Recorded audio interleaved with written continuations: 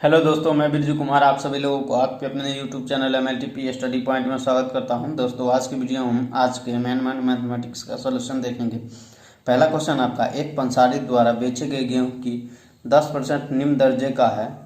बताइए कि 150 kg में अच्छे दर्जे की गेहूँ की कितनी मात्रा मिलाई जाएगी निम्न दर्जे की गेहूँ की प्रतिशत 5% रह जाए। तो इसका एक ट्रिक होता है दोस्तों, कितना टोटल है वजन 150 kg और एक इसमें कितना है 10% जो है वो निम्न दर्जे का है, का 10% निकाल लीजिए और करना कितना है 5%, तो बट्टा 5%, बट्टा 5 लिख दीजिए और माइनस टोटल वजन कितना है 150। जो नया जो वजन है, जो नया जो मात्रा मिलाया जाता है उसको जो ज्ञात करने का ये ट्रिक है। टोटल लिख दीजिए और जो पहले 10% है तो वो 10 लिख लीजिए और बट्टा में कितना करना है 5%, तो बट्टा में 5 लिख दीजिए और माइनस में जितना पहले है उससे घटा लीजिए। कितना हो जाएगा 5 दूनी 10, यानी ये 1.5 दूनी 300 और माइनस 150 बराबर कितना हो जाएगा 150, आपका उत्तर हो जाएगा। अब अगला क्वेश्चन देखते हैं। 3 उम्मीदवारों ने चुनाव लड़े एवं क्रमशः 1136 और 7636 और 11,628 मत प्राप्त किए। विजयी उम्मीदवार ने कुल मतों को कितना % प्राप्त किया।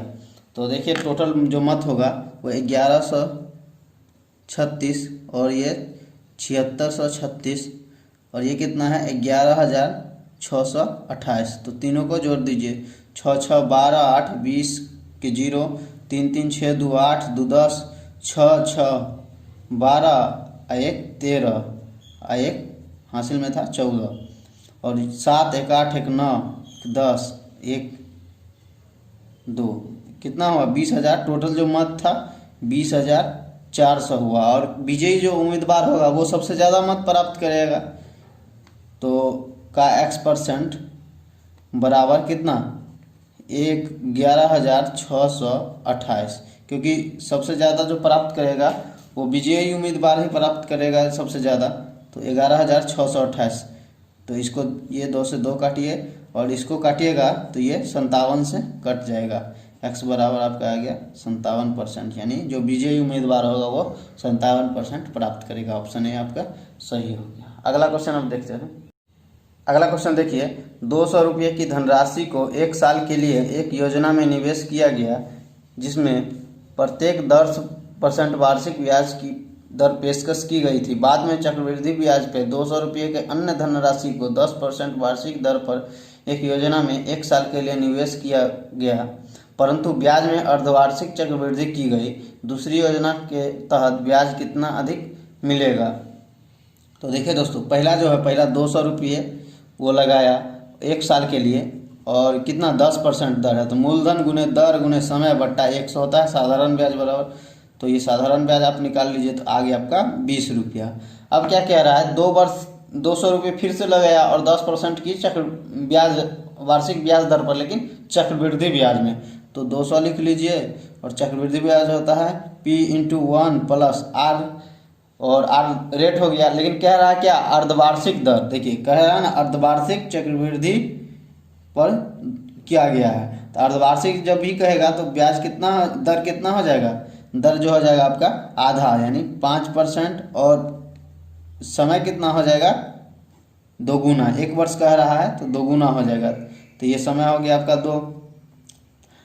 तो 200 इंटू ये 20 पंच 121, 21 कितना होगा इसको -1 करिए, 21 21 कितना हो जाएगा 441 बट्टा ये नीचे में 400 -1, तो 200 और ये भिन्न का घटाव करिएगा तो 41 बट्टा 400 आएगा। तो ये 400 ये 2 कट गया, तो इसको काटिएगा तो कितना 20.5 आएगा। 20.5 आएगा तो ये साधारण ब्याज कितना आया 20 आया और चक्रवृद्धि ब्याज कितना आया 20.5। तो अंतर कितना हुआ आधा रुपया यानी 50 पैसा। ऑप्शन डी आपका सही है। अब अगला क्वेश्चन देखते हैं।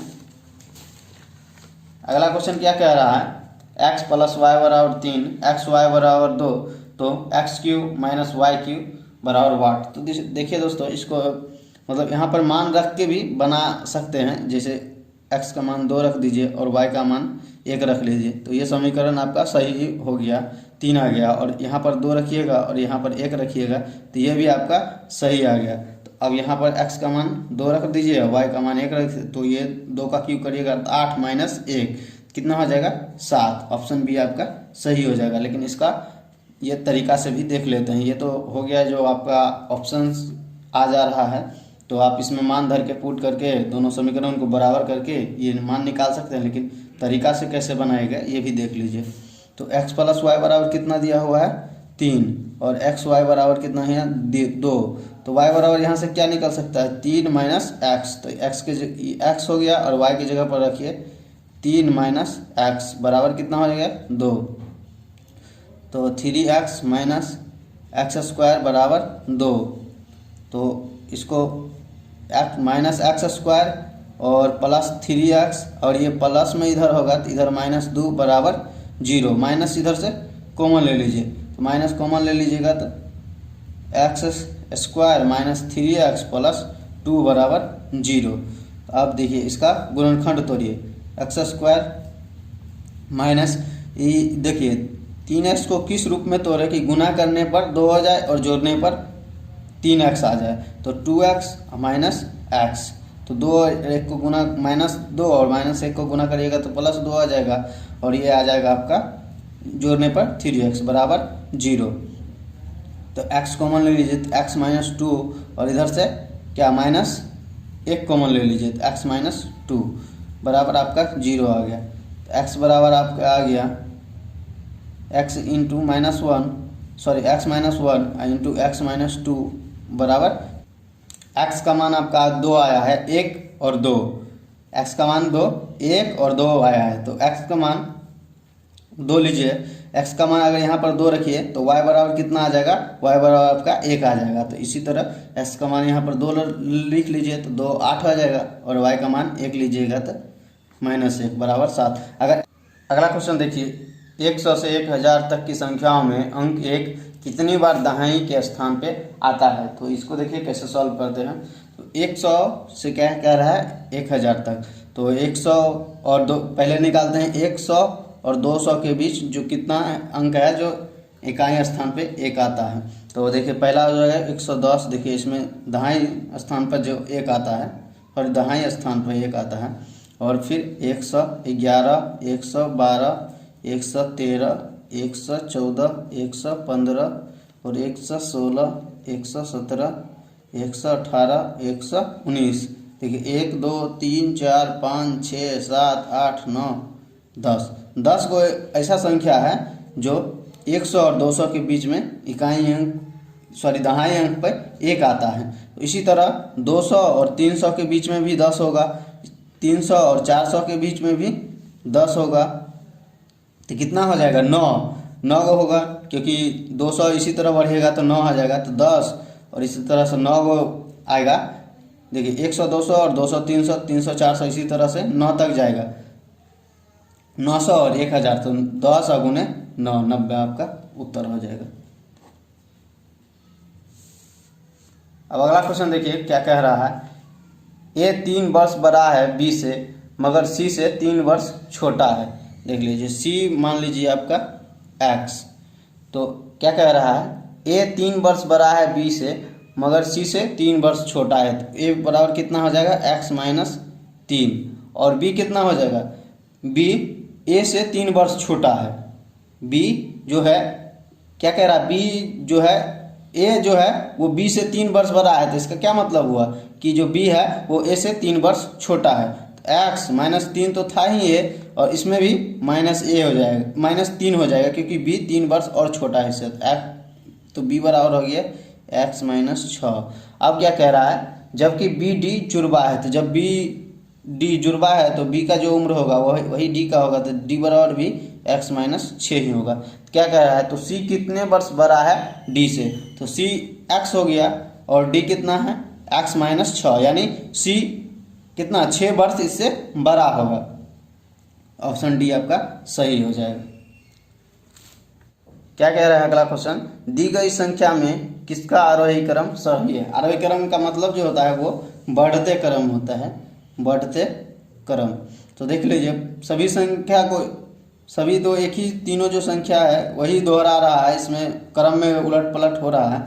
तो पहले देखिए इसका निकाल लीजिए भाग देके, कितना 0.5 आएगा, और इसका निकालेगा तो 0.4 आएगा, और इसका निकालिएगा तो 0.6 आएगा।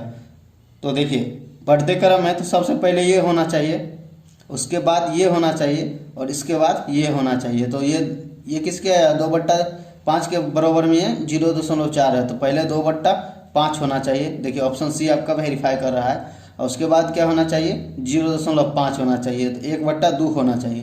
तो देखिए दूसरा क्रम है इसका 1/2 है, और तीसरा क्रम में क्या होना चाहिए, 0.6।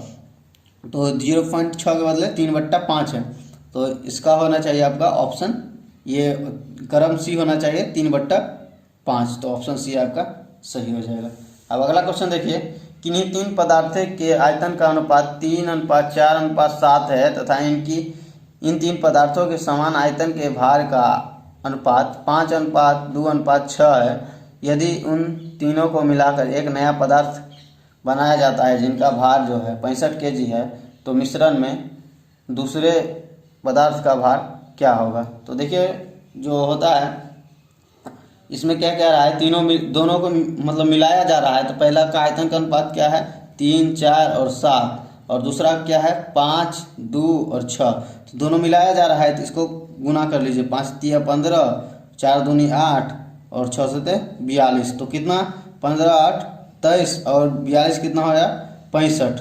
टोटल जो है इसका जो भार आया है वो 65 है, अनुपात जो है वो 65 है, और टोटल भार भी आपका 65 है। तो 65/65, और किसका पूछ रहा है, बी का, गुने बी का 8 हो गया, तो 65 इकाई 65, और 8 से गुना करिएगा तो 8 ही आएगा। ऑप्शन डी आपका सही हो जाएगा। नेक्स्ट क्वेश्चन देखिए, 3 घन जिसकी भुजा जो है 5 cm है, एक दूसरे के सिरे से मिलकर रखे गए हैं, इनसे बने घनाभ के सतह का क्षेत्रफल क्या होगा। तो देखिए दोस्तों इसके किस तरह से बनेगा, इस तरह से आप बना लीजिए।